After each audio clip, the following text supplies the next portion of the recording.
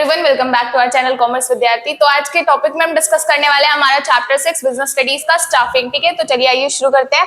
Staffing मतलब क्या होता है? हमारे ऑर्गेनाइजेशन के अंदर हमने रिसोर्सेज वगैरह तो ऑर्गेनाइज कर लिया, अब उसको क्या करना पड़ता है?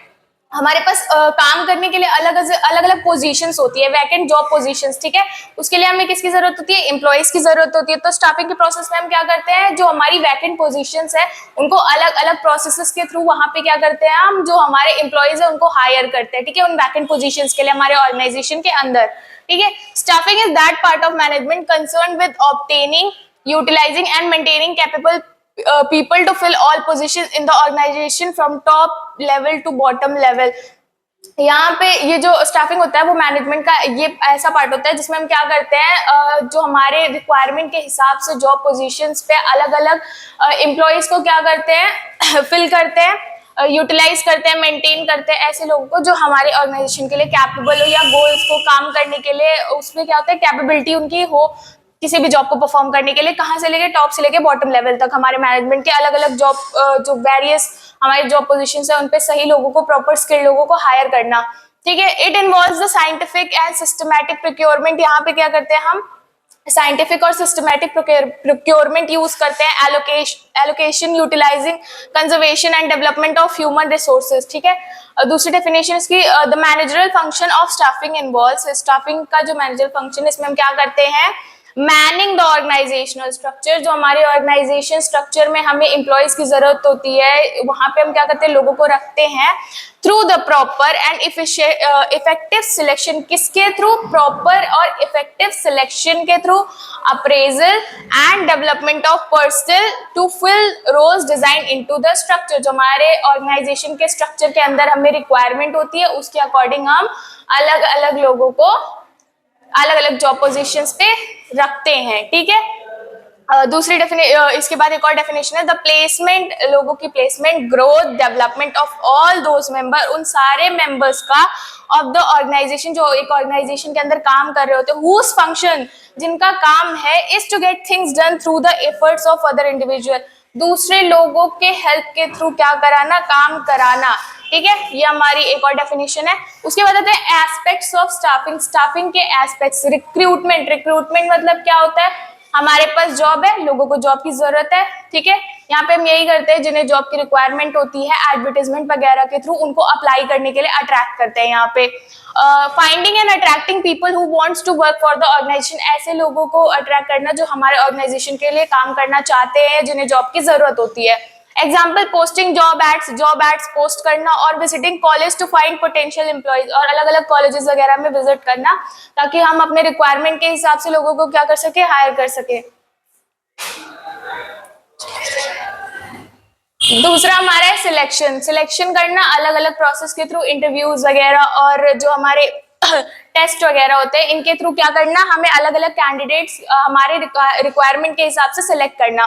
ठीक है, choosing the right person for the job from all the candidate, अलग अलग मतलब बहुत सारे कैंडिडेट्स के बीच में से एक ऐसा कैंडिडेट चूज करना जो हमारे लिए सही हो, हमारे ऑर्गेनाइजेशन के काम के लिए सूटेबल हो। ठीक है, example, conducting interviews, test and background checks. ठीक है, अलग अलग मेथड्स के थ्रू या प्रोसेस के थ्रू हम ये चीज कर सकते हैं।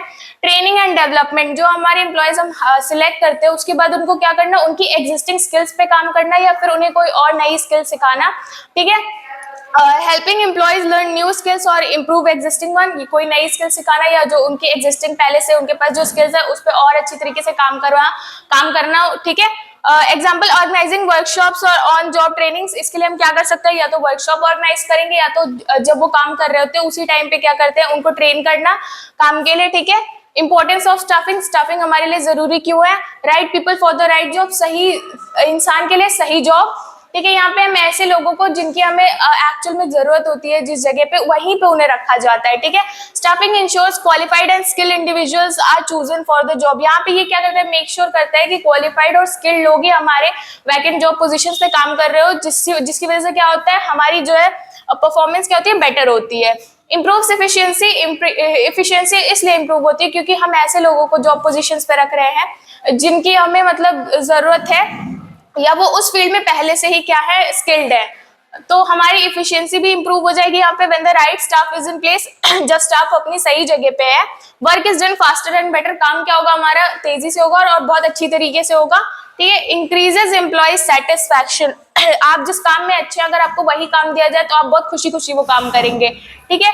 Employees are happy when they are given job that matches their skill, employees क्या होते हैं, बहुत खुश होते हैं जब उन्हें वही जॉब दिया जाता है जिसमें वो एक्सेल करते हैं, जिसमें वो एक्सपर्ट होते हैं, ठीक है, उनके स्किल्स के according, which motivates them to work harder. इसके जब उन्हें वही काम दिया जा रहा है जिसमें वो अच्छे, तो वो क्या करेंगे, और अच्छी तरीके से काम करेंगे, हार्ड वर्क करेंगे अपने काम में, ठीक है, और इम्प्रोवाइजेशन वगैरह करेंगे, ठीक है। हेल्प्स अचीविंग गोल्स, गोल्स को अचीव करने में हेल्प करता है।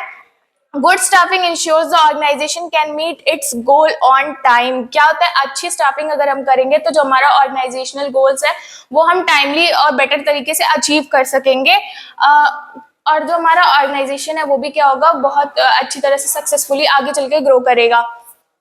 उसके बाद आता है स्टाफिंग के प्रोसेस पे। हमारे स्टाफिंग में भी अलग अलग प्रोसेसेस होते हैं जिनके थ्रू हम क्या करते हैं, कैंडिडेट्स को हायर करते हैं।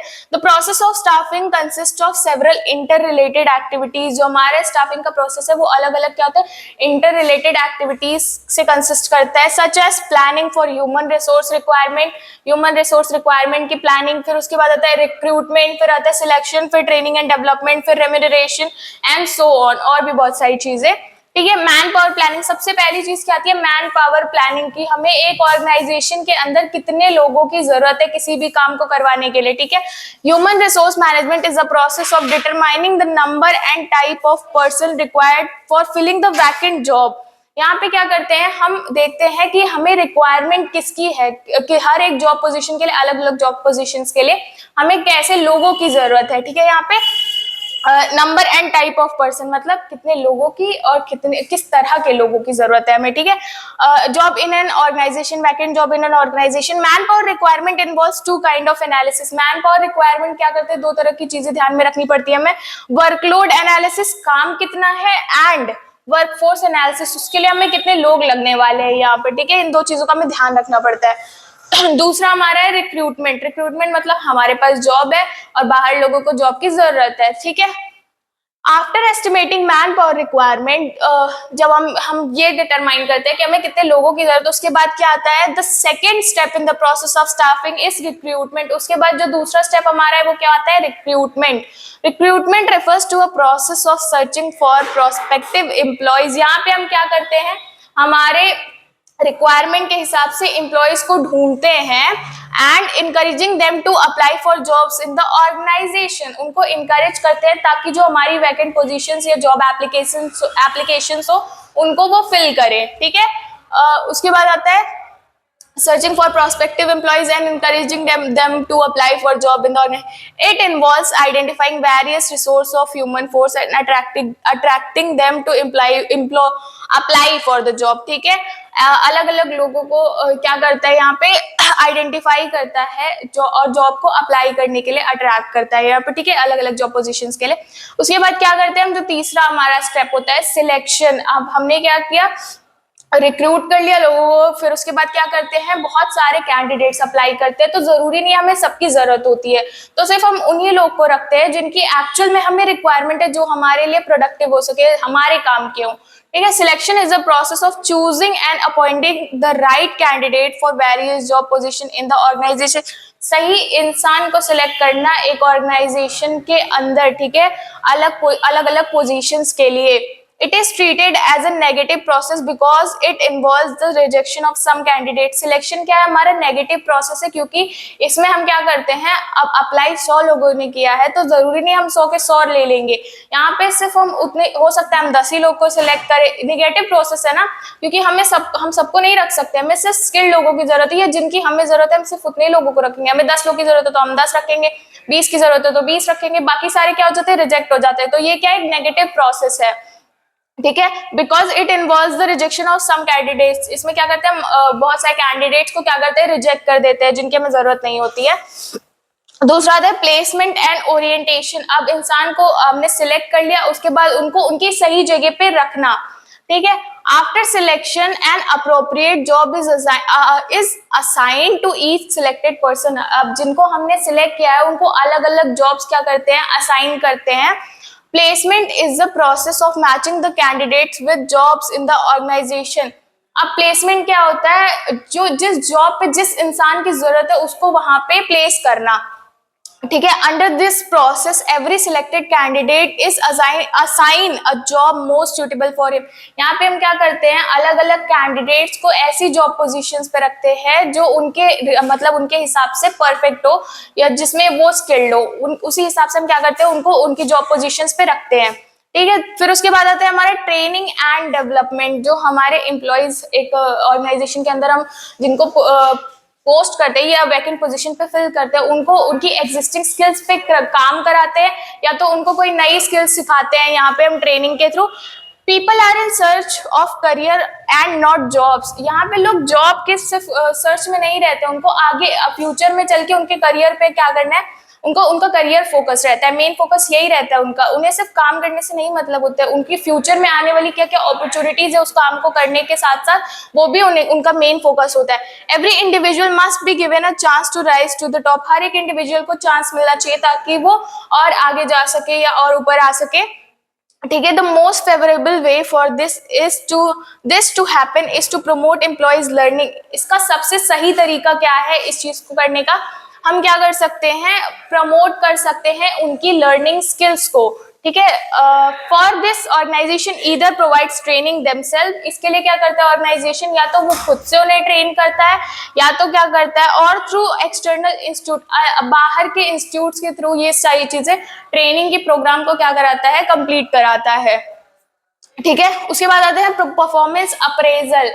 परफॉर्मेंस अप्रेजल क्या होता है कि एक एम्प्लॉय जो किसी भी ऑर्गेनाइजेशन या फर्म के अंदर काम कर रहा है तो उसके काम कैसे कर रहा है, वो अच्छा कर रहा है नहीं कर रहा है, एक फीडबैक की तरह होता है, ठीक है।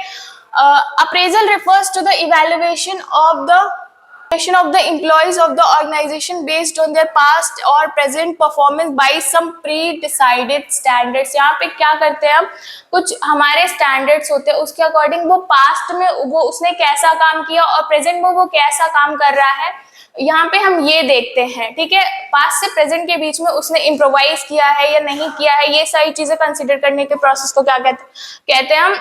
यहाँ पे यही चीजें हम क्या करते हैं, देखते हैं कि वो पास्ट में कैसा था, अभी प्रेजेंट में उसका परफॉर्मेंस कैसा चल रहा है, ठीक है।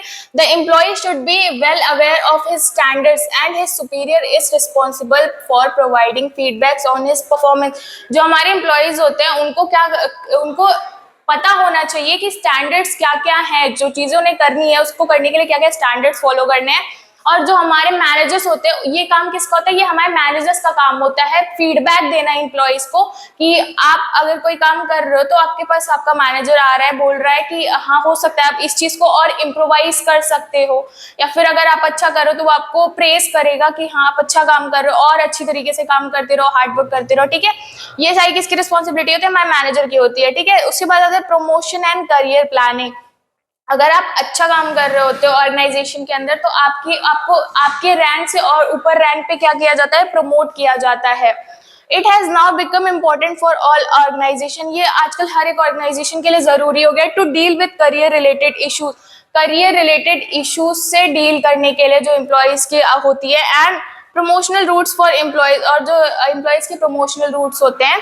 अब एक इंसान अच्छा काम कर रहे हो तो उसको उसी पोजीशन पे थोड़ी ना रखेंगे, उसको आगे चल के और किसी और पोजीशन या किसी और रैंक पे भी तो हम प्रमोट करेंगे, ठीक है।